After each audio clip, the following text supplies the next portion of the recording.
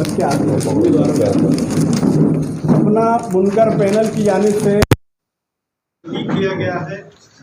इस प्रोग्राम में शेयर होल्डरों के लिए और शहरियान के लिए, मुफाद अम्मा के लिए तमाम चीज़ों को मलहूज़ रखा गया है। इसका ये एक बाज़ाब्ता इजरा आप लोगों की मौजूदगी में हम कर रहे हैं और हम उम्मीद करते हैं कि आप हमारे ऊपर एक ही मनुष्य छाया हुआ है और ये है मनुष्यत। बाकी हमारे ऊपर किसी का कोई बोझा हो जाए नहीं। हम मनुष्यत को क्लियर करने के लिए यहाँ पे आए। ये बैंक का चेयरमैन और 2-3 डायरेक्टर अगर अपने ज़मीर की आवाज़ पे बोलेंगे ना तो बहुत अच्छा होगा। इन्होंने हमको क्या कहा कि आप रिन्यूअल करो, हाथ पाँव जोड़े इन्होंने हमारे कि आप पैसा वापस लेके जाओ। उन्होंने रीज़न क्या दिया कि हमारी जो बैंक है, मैं ये आरबीआई, मैं खुद इसका रीज़न दे करके गुना दाखिल करने वाला हूँ। मेरे पास लेखी है, मैं लेखी में दिया था उनको कि बैंक जो है हमारा जो सीडी रेशो है, सीडी रेशो कम हो जाएगा, बैंक वीक बैंक में आ जाएगी और हम किसी का डिविडेंड नहीं दे पाएंगे। इसलिए आप जो है हमारे ऊपर मेहरबानी कीजिए और ये पैसा वापस ले जाइए।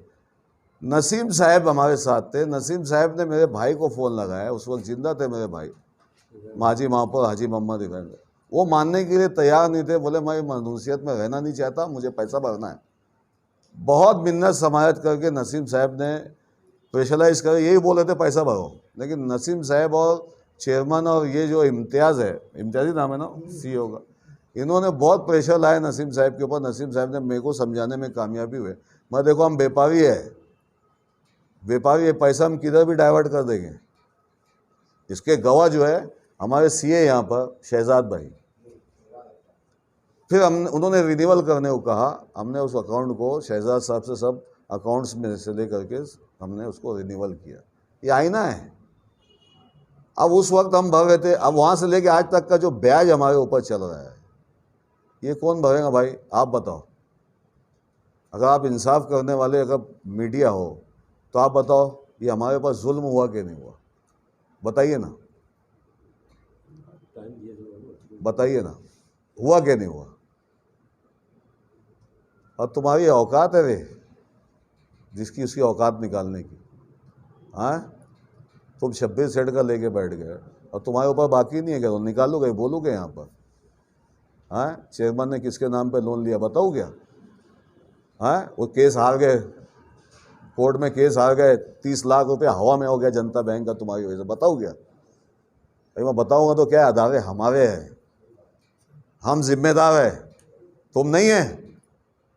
जैसे तुमने कल लोगों की इज्जत और सब रोड पे लेके RBI का उल्लंघन किया आपने।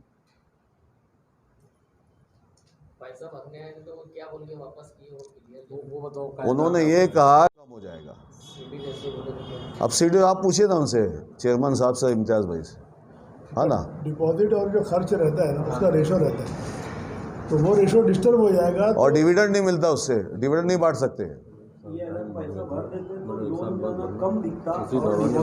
और फिर मैंने बोला कि मेरे को एक प्रॉपर्टी परचेस करना है, मैं प्रॉपर्टी परचेस कर दूंगा तो फिर मेरा साल भर पैसा आएगा, तो ठीक है कोई बात नहीं है। इन्होंने उस साल भर में क्या किया, उस साल भर में इन्होंने हमारे ऊपर कायदेशीर कार्रवाई करना शुरू की, 101 के दाखले। और ये इन्होंने कुछ छोड़ा नहीं, नाम लेने से क्यों शर्मा रहे भाई, तुमने पेपर में नोटिस दिया है, पेपर में नाम के साथ आ गया ना, हमारे सभी को मालूम है, हर पत्रकार को मालूम है, हर पत्र शामनामा के अंदर छपा है खलील भाई, तो उसमें नाम लेने में क्यों डर, क्योंकि वो मैंने तुम्हारे खिलाफ किया नहीं। मैं अगर खिलाफ में जाता ना, मैं DRT से भी केस जीत चुका।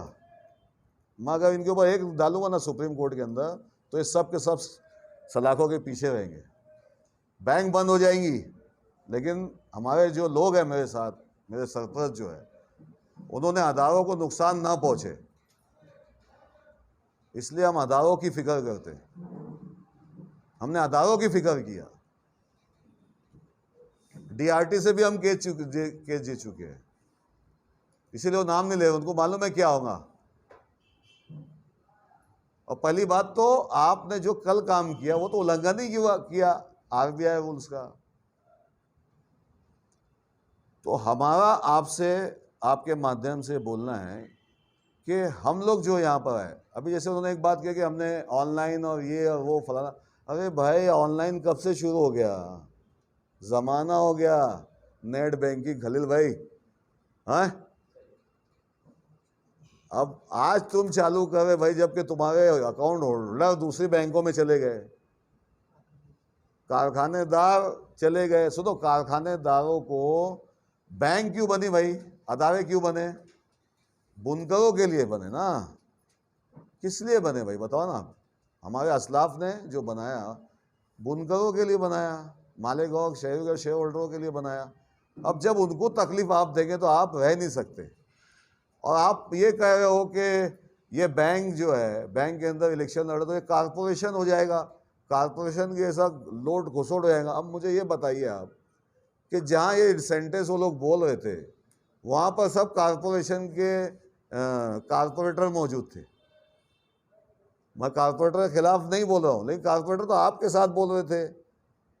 हमारे पास तो कोई कारपोरेटर है नहीं, मैं कारपोरेटर नहीं हूँ।